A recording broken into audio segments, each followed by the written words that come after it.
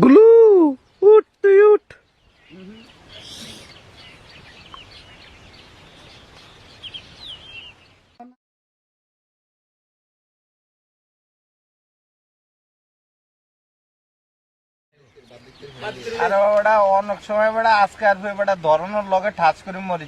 আমরা সকালে গরু বানতাম আইসা দেখতেছি নদীর ভিতরে একটা স্তূপ দেখা যাচ্ছে, যে দেখি বস্তার সাথে এবং লোদের ভিতরে একটা হরিণ গাড়ি আছে। আমরা উড়াইছি স্থানীয় 4-5 জন সহকারে, কোনো বন বিভাগের খবর দিচ্ছি। আমরা সংবাদ ভিত্তিতে জানতে পারি একটা হরিণ ধরা পড়েছে। আমরা আসে হরিণটি বিট অফিসে নিয়ে যাওয়ার জন্য ব্যবস্থা করতেছি।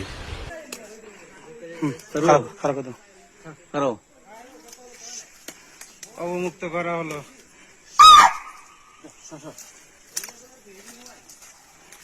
যাও